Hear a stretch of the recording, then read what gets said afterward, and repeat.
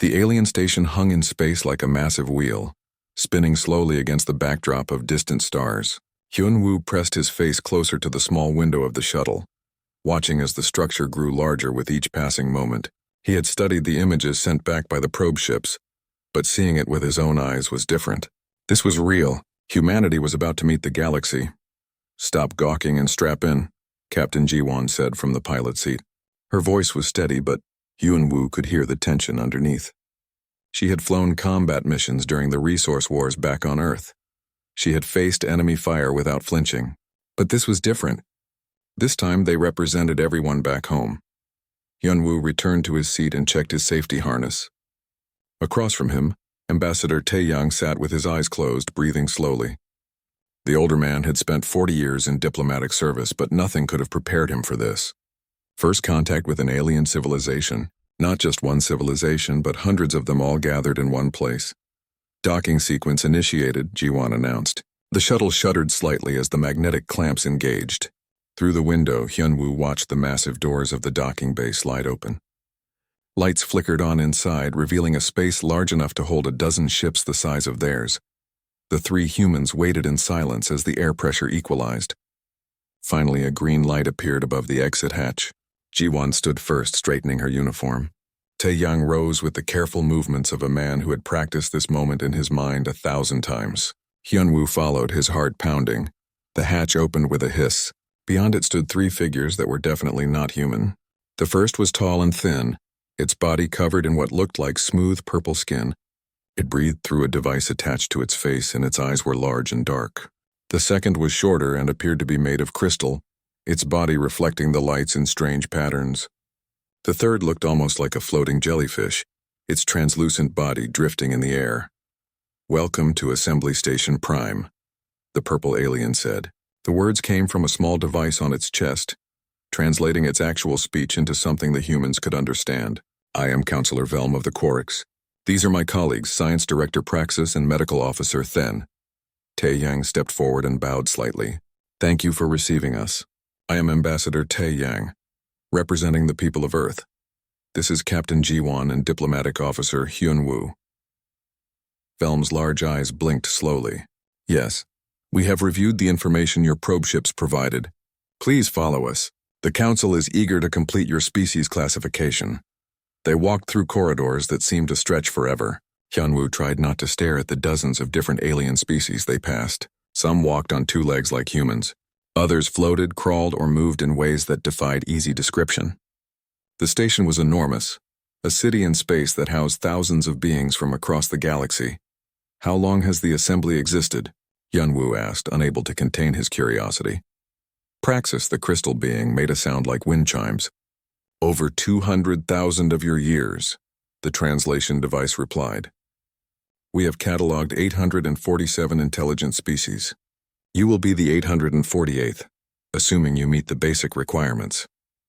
"Requirements?" Ji-won asked, her military instincts immediately alert. "All species must demonstrate sapience, basic technology, and the ability to function in a multi-species society," Velm explained. "Do not worry. Your probe ships have already proven the first two. The third we will observe during your stay." They entered a vast chamber filled with seats arranged in a circle.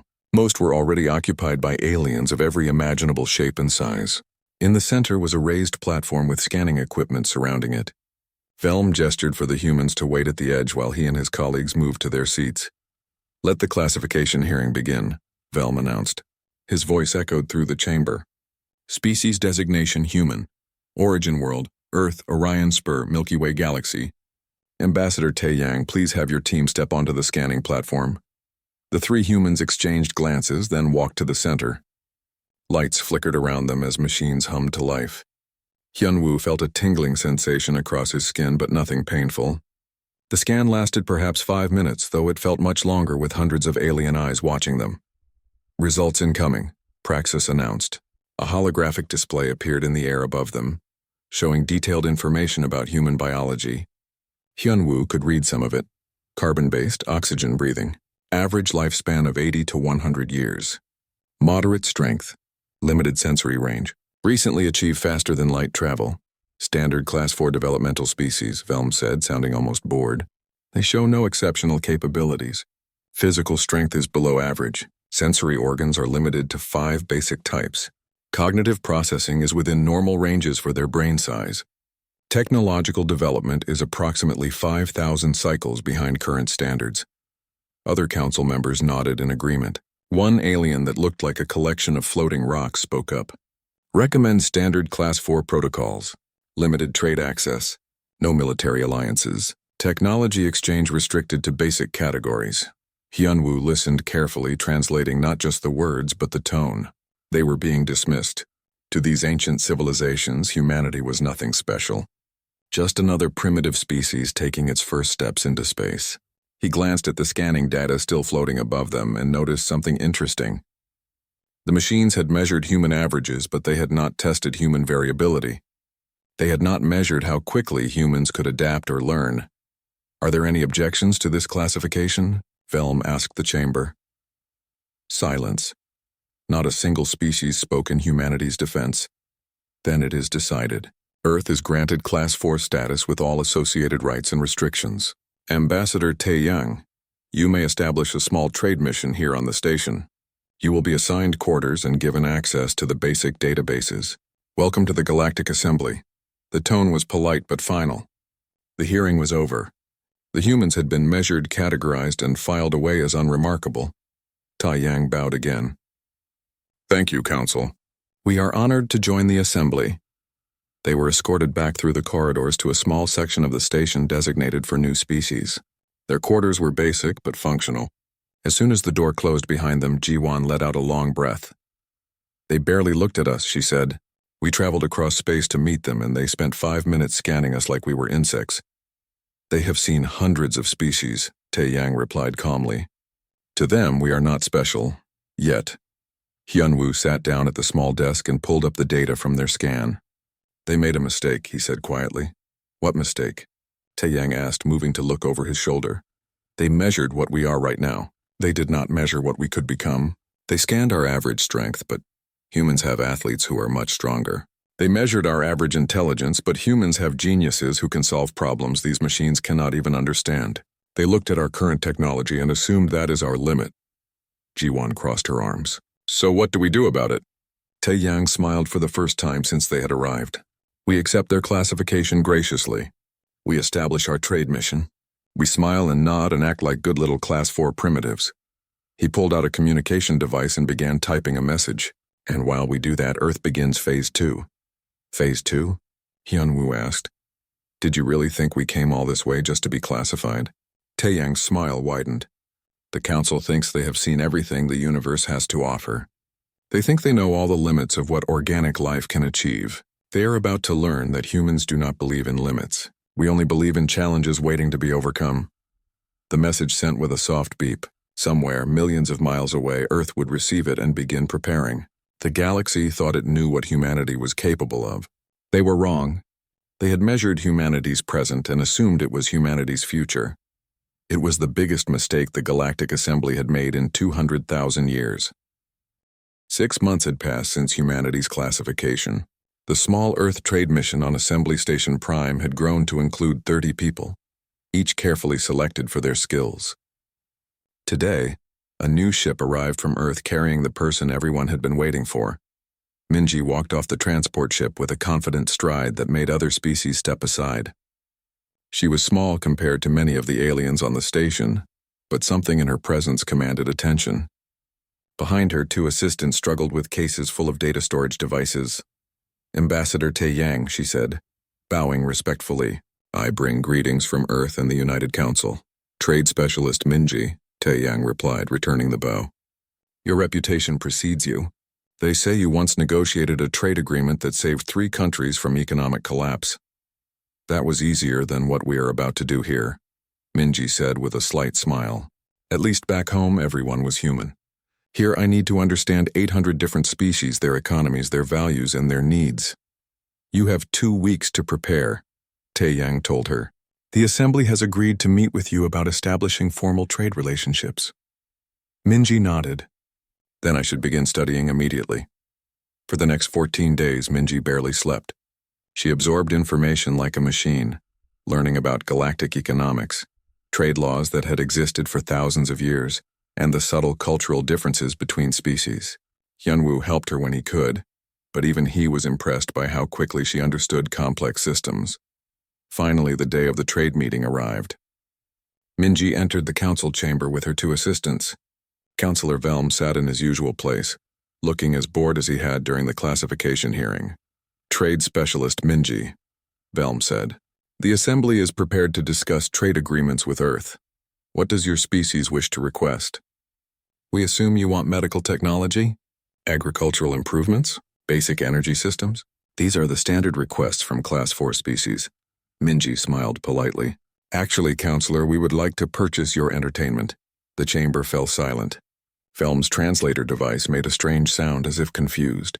Entertainment? He finally said. Yes, your stories. Your music. Your art, your history. Everything that makes your cultures unique and interesting. Minji gestured and one of her assistants activated a holographic display.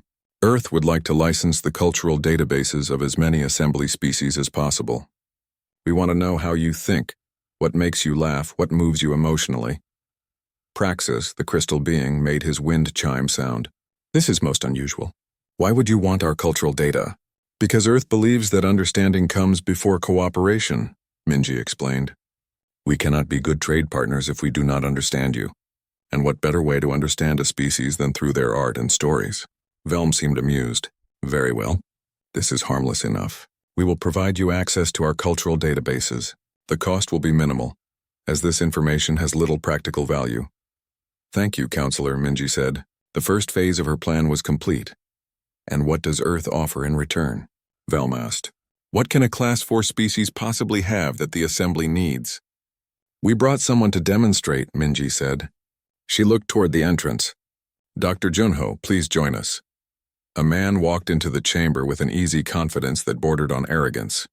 Dr. Junho was older than Minji, with gray streaks in his hair and a smile that made some aliens uncomfortable. He carried a small case which he set on a table in the center of the room. Honored Council, Junho said, bowing slightly.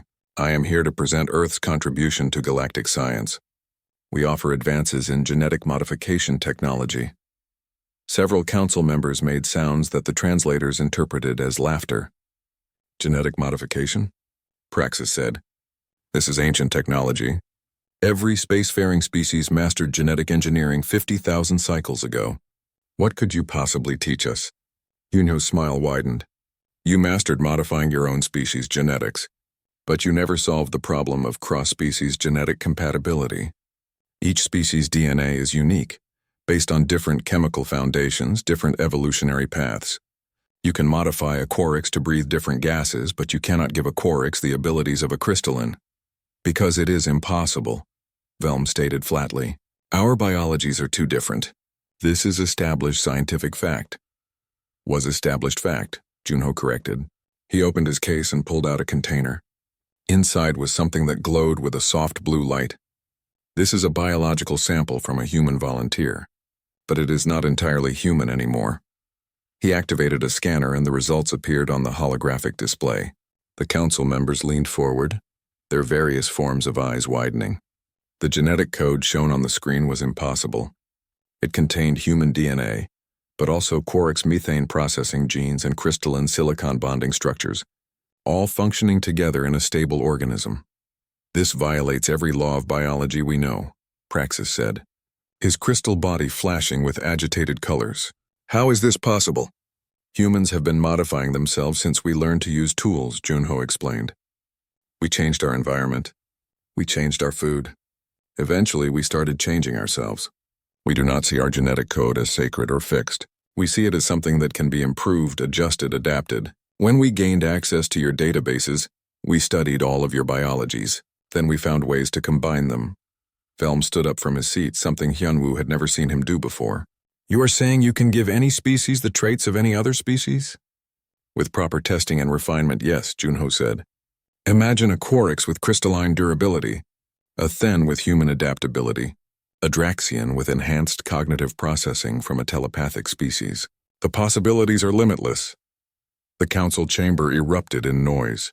Every species began talking at once, their translator devices creating a chaos of overlapping voices. Film raised his appendages for silence, but it took several minutes before order was restored. This technology could be dangerous, Film said carefully. Allowing species to modify themselves with traits from others could lead to instability, conflict, unforeseen consequences. Or it could lead to unprecedented cooperation and understanding, Minji countered. Think about it, counselor. If species can share traits, they become more similar. They understand each other better. And Earth is willing to share this technology through proper trade agreements. Over the next week, the Assembly held emergency sessions to discuss Earth's offer. Meanwhile, Dr. Junho gave private demonstrations to interested parties. The scientific community was in an uproar. Some called it brilliant. Others called it reckless. Everyone agreed it changed everything. Back on Earth, the first wave of volunteers underwent the modifications. People who wanted to live longer received genes from the long-lived Valoran species. Athletes received enhanced muscle density from the strong Krogar. Scientists received improved cognitive processing. The changes were careful and controlled, but they were real. Hyunwoo watched the news from Earth with fascination. Generation 2 humans, the media called them. People who were still human but also something more. And Dr. Junho had made the procedures available to everyone, not just the rich or powerful. Anyone who wanted to improve themselves could do so. They are going to panic, Hyunwoo said to Minji one evening. The council thinks we are changing too fast. Let them panic, Minji replied. She was reviewing the cultural databases they had purchased, absorbing centuries of alien art and literature.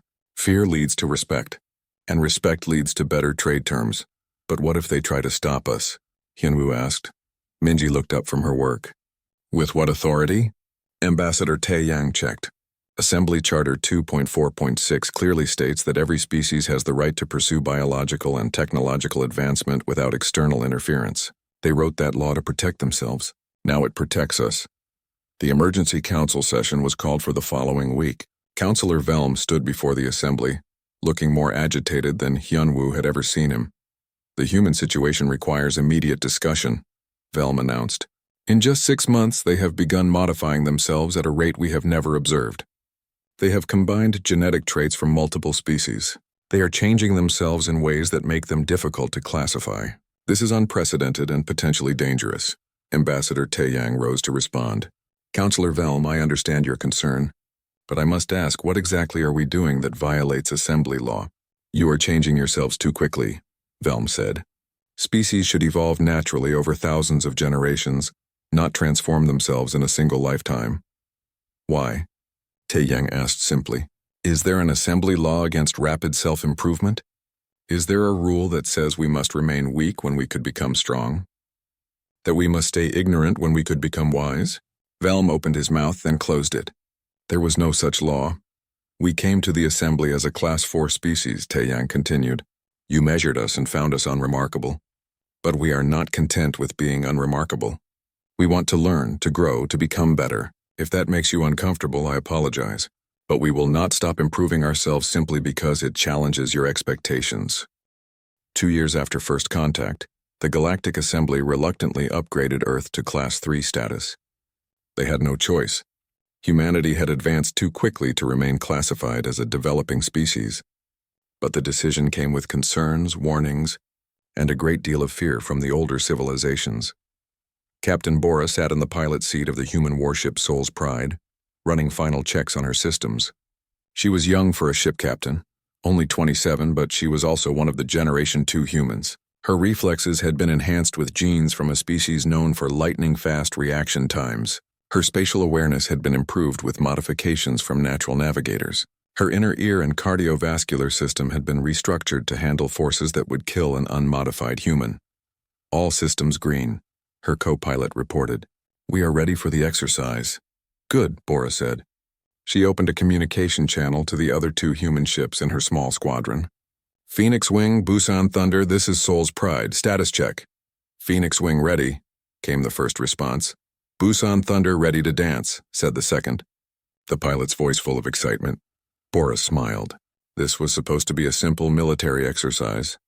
A chance for the assembly to see what humanity could do in combat. 30 different species had sent their warships to participate. Earth had sent 3 small cruisers. The assembly expected humanity to be overwhelmed. to learn their place in the galactic military hierarchy. They were about to be very surprised. The exercise began with all ships taking positions in a designated area of empty space. The rules were simple: simulated combat with weapons that would disable ships but not destroy them. The goal was to eliminate as many enemy vessels as possible while protecting your own. All ships. Combat exercise begins in 30 seconds, the assembly coordinator announced over the general channel. Bora watched her countdown timer and initiated the neural link. This was the real secret of human advancement. Other species used computers to help them pilot ships. Humans had become the computers. Bora's mind merged with the ship's systems, processing information faster than any artificial intelligence. She did not just control the ship. She was the ship. Exercise begins now, the coordinator announced. The space around them exploded into activity. Ships from dozens of species began maneuvering, firing simulated weapons, forming the standard attack and defense patterns that had been used in galactic warfare for thousands of years. Bora did not use standard patterns. Her ship accelerated at a rate that should have killed everyone aboard, but her modified crew handled it easily. She dove through a formation of assembly ships, her weapons targeting 6 different vessels simultaneously. Her neural link allowed her to process battle information across multiple spectrums at once, seeing threats before they developed. Phoenix Wing, take the left flank, she commanded. Busan Thunder, pattern Gamma 7 on my mark. The 3 human ships moved like they were part of a single organism. They did not just coordinate their actions. They anticipated each other, covered weaknesses before they could be exploited, and struck with a precision that seemed almost supernatural. On the assembly command ship, Security Chief Su Jin watched the exercise with growing alarm. She was not human, belonging to a species known for their careful attention to detail and love of order.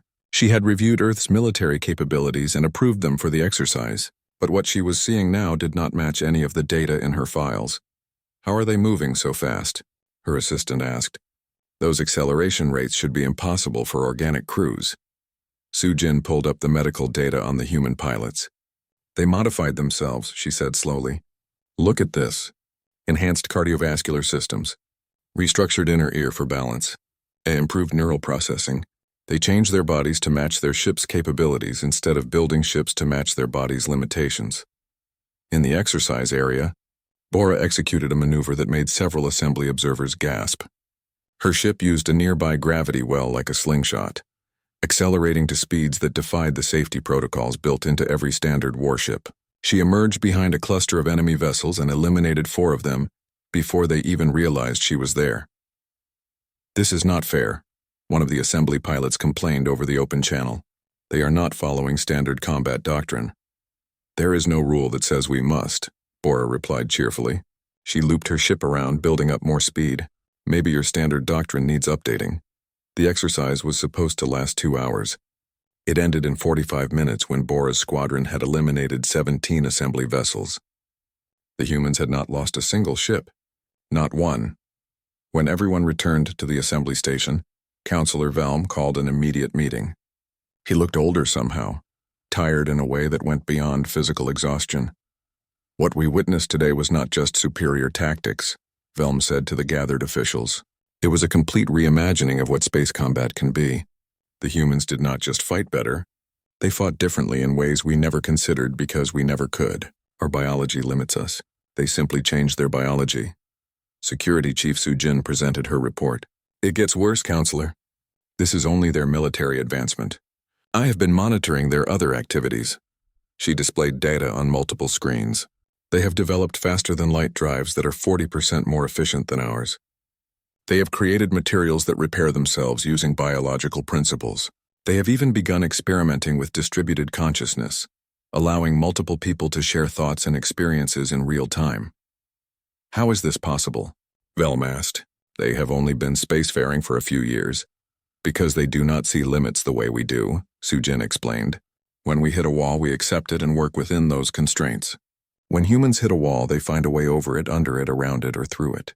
And if that does not work, they change themselves until the wall is no longer a wall."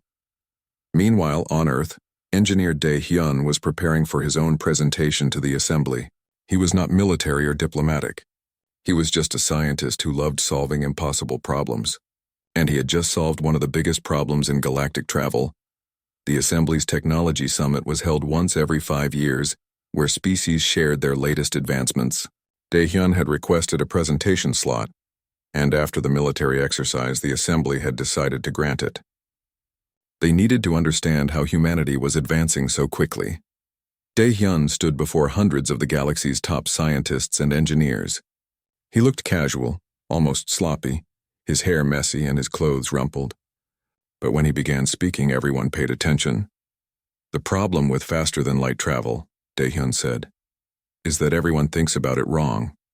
You treat space-time like a road you have to drive on. But what if it is not a road? What if it is more like water? Something you can push aside, manipulate, fold. He activated a display showing complex mathematical equations. Assembly drives work by creating a bubble that slides through space-time.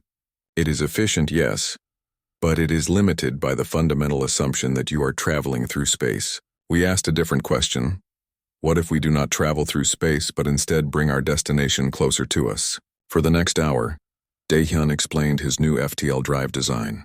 It was revolutionary, based on principles that required rethinking basic assumptions about physics.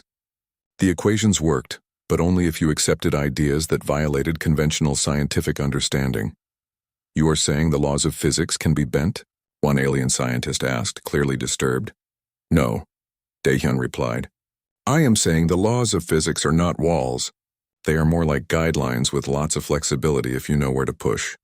The scientific community spent 3 weeks trying to understand Dae-hyun's work. Some called it genius, others called it reckless. A few suggested it might be dangerous to mess with space-time in such fundamental ways. But no one could deny that it worked. Earth began offering their new technologies to other species, but not for money. They wanted knowledge in return. Military tactics, historical data about wars and conflicts, cultural information about how different species approached problems.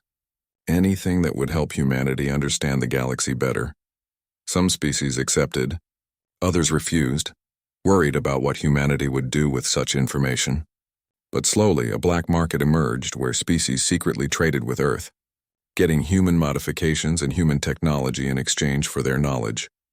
Security Chief Soo-jin discovered this and reported it to the Council. We are losing control, she said. Species are going around official channels to work with humanity.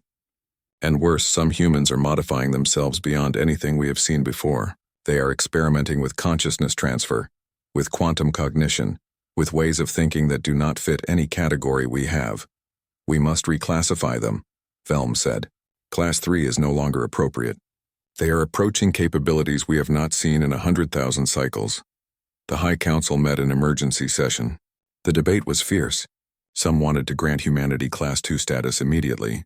Others wanted to impose restrictions, to slow their advancement before it became dangerous. A few suggested that humanity might be a threat to the established order and should be contained. Finally, a vote was called. 5 years after first contact, humanity was no longer the naive species that had arrived at Assembly Station Prime. They were now a major power in the galaxy, and that power scared many of the older civilizations. But fear alone does not cause wars. It takes a crisis to push fear into action. The crisis came from an unexpected direction.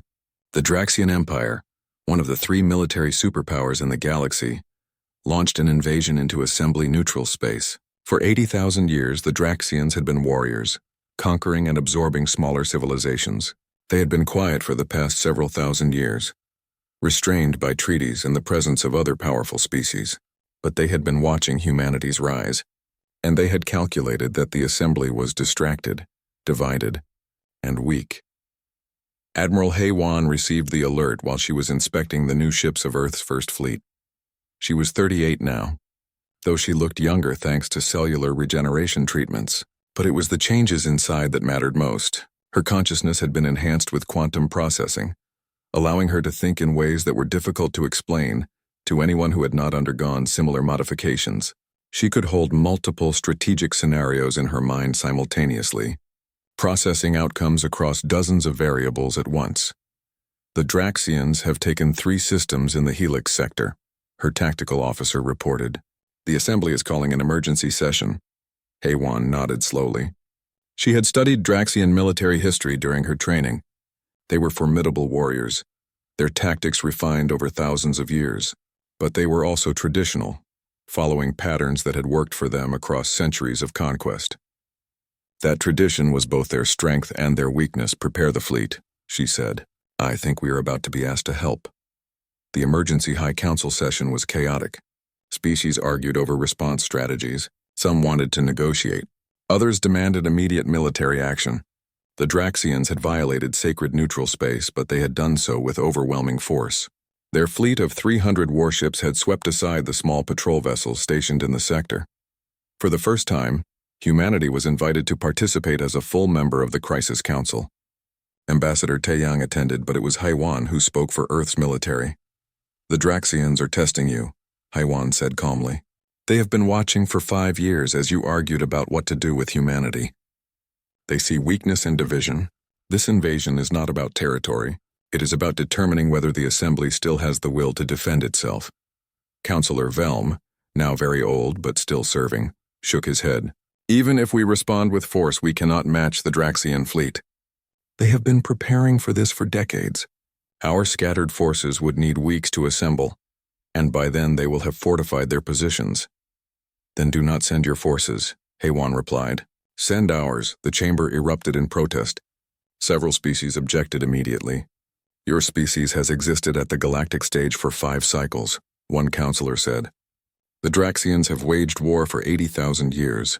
What can you possibly offer?" Diplomat Yunho stood up. He was young, only 29, but he had undergone empathic enhancement. He could literally feel the emotions of those around him, sense their fears and hopes. Right now he felt the waves of terror coming from the council members. They were more afraid than they were willing to admit. "You have fought the same way for 200,000 cycles," Yunho said quietly. "The same tactics, the same strategies.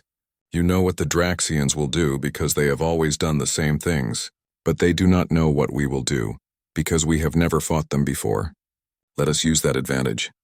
After hours of debate, the council agreed to a compromise. Earth could send a small fleet to engage the Draxians. If they succeeded, wonderful. If they failed, the Assembly would commit its full military might. It was a test, of course. The council wanted to see what humanity could really do in a major conflict. Haiwan returned to her flagship, the Indomitable Will. Her fleet consisted of 12 warships, each crewed by Generation 3 humans. These were people who had been born after first contact, who had never known a humanity limited to Earth. They had been raised with enhancements, modifications, and augmentations from childhood. They were faster, stronger, smarter, and more adaptable than the original humans who had first met the Assembly. "Admiral, all ships report ready," her first officer said. Like her, he existed partially in a quantum state. His consciousness distributed across multiple neural substrates. They did not just communicate through words.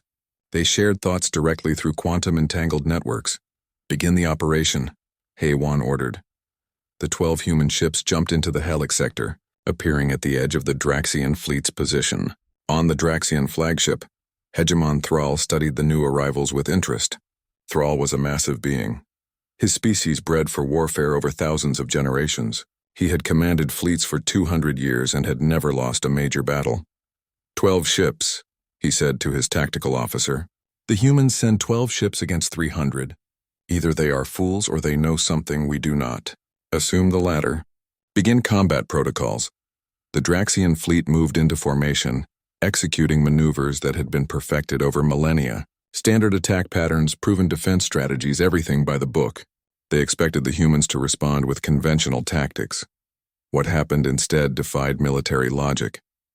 The human ships did not maintain formation. Instead, they split apart, each vessel breaking into hundreds of smaller components. What appeared to be 12 ships was actually 12 control nodes commanding thousands of modular units. These units could operate independently, combine into larger configurations, or split again as needed. "They are everywhere," the Draxian tactical officer reported, his voice showing confusion for the first time in his career. "I cannot track them all. They are using gravity wells as weapons. They are deploying munitions that phase in and out of normal space. Our targeting systems cannot lock on." Thrall watched as his carefully organized fleet began to fall apart. The humans were not fighting like any species he had ever encountered. They did not engage in straight combat. They harassed, confused, overwhelmed his ships with attacks from impossible angles. His vessels reported weapons fire coming from positions that should have been empty space. How are they coordinating? Thrall demanded. There is no way 12 commanders can control all those units. But there were not 12 commanders. There was one consciousness, distributed across thousands of quantum-entangled nodes. Admiral Haywan did not just control the fleet. She was the fleet, experiencing the battle from every angle simultaneously, processing tactical information faster than any computer system the Draxians possessed. The battle lasted 6 hours. When it was over, 37 Draxian ships had been destroyed. 112 were disabled.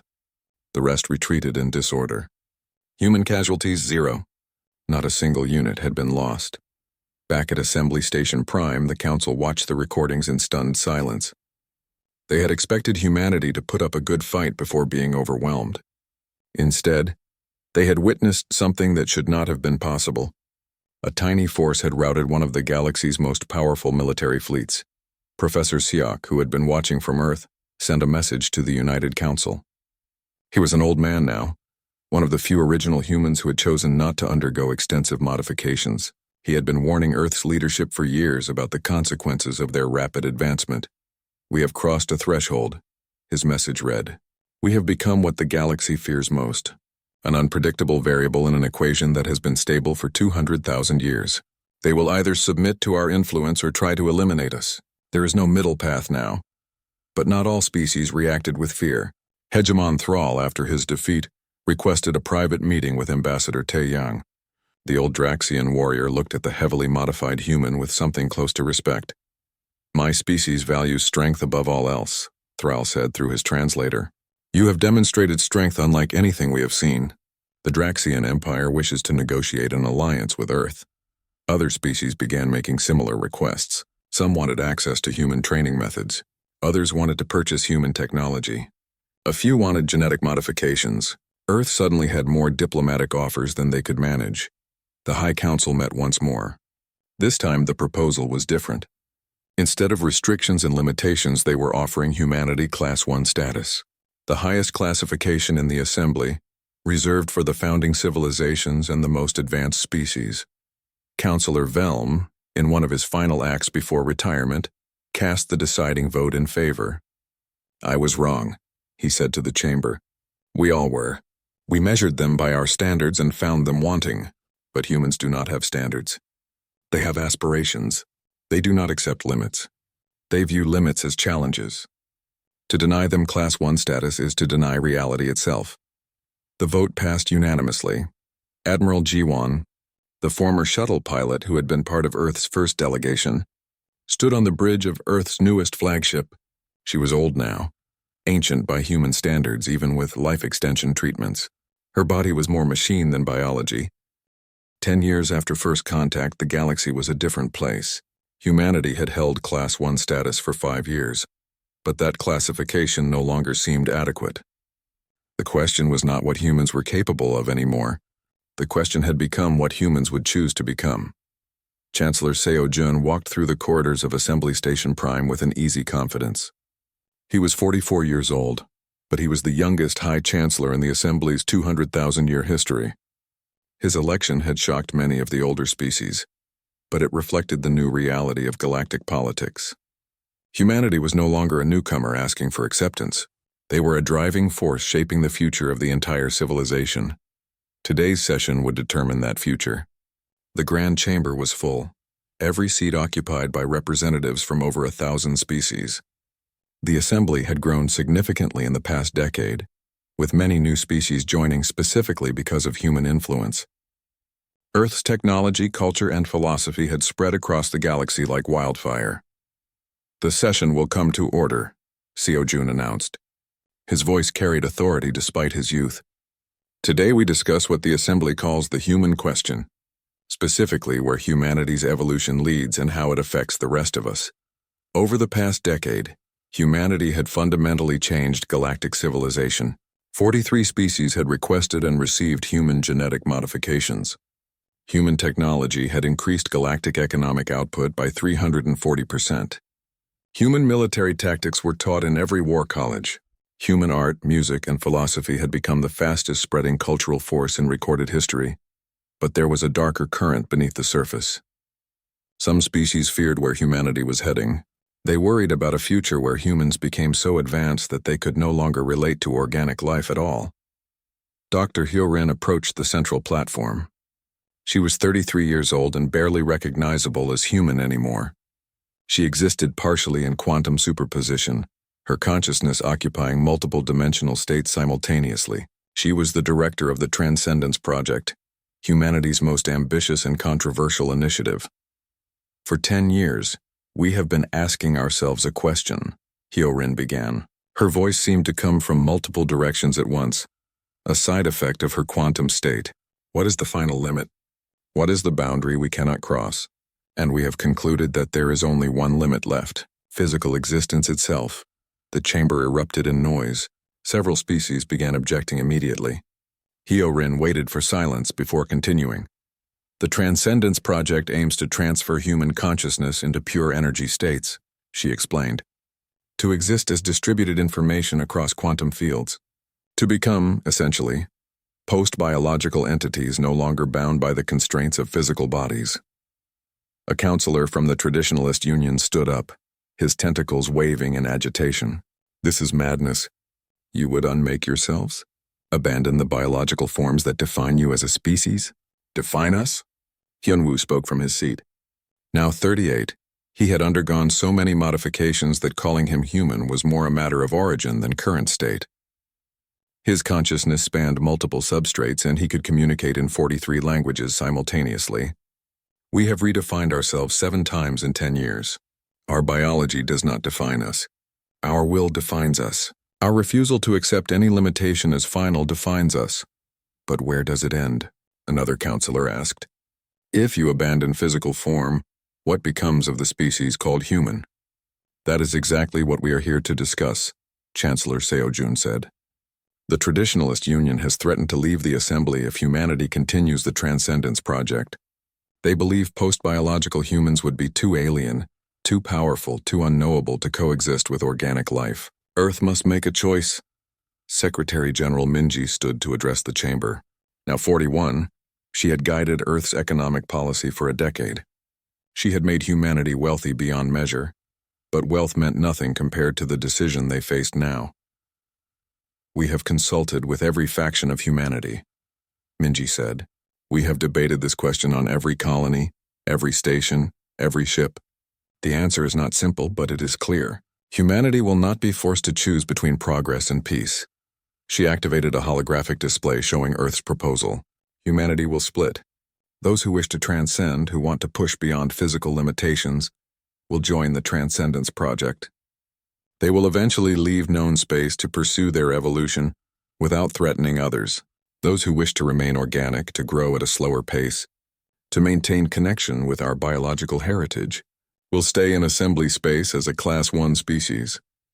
The chamber fell silent as representatives processed this information. It was not abandonment. It was diversification. Humanity would exist in multiple forms simultaneously. Biological humans would remain, working with other species, contributing to the assembly. Modified transhumans would spread through the galaxy, continuing to push boundaries but at a pace others could accept.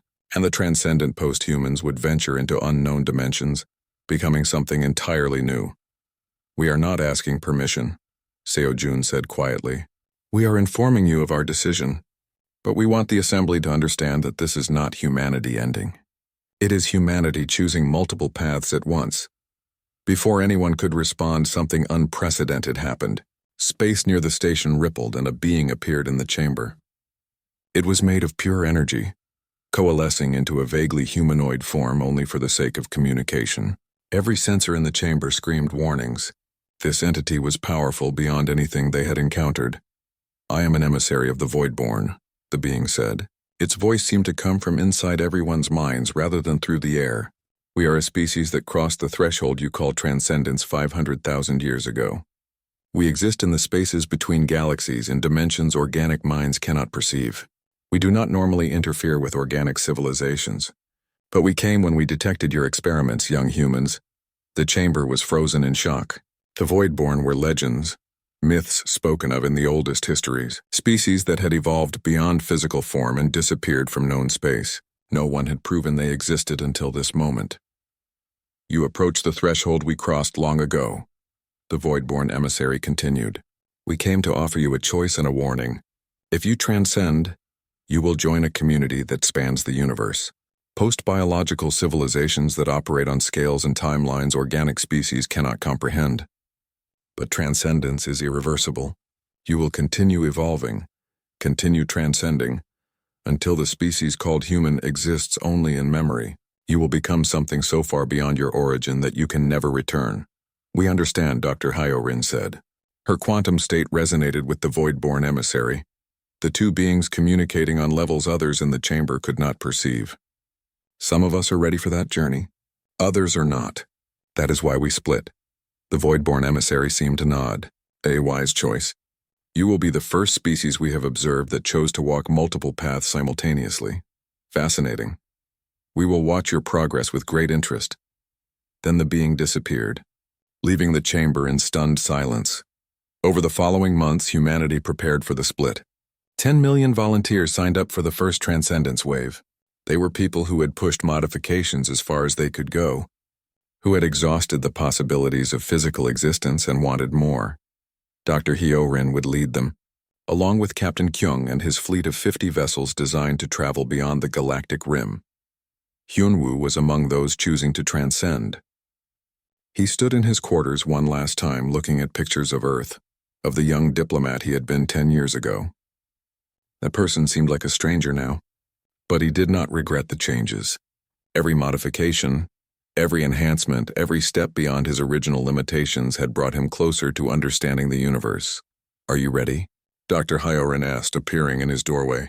She was mostly energy now, barely holding a physical form at all. I think so, Hyunwoo replied. What about you? Any doubts? None.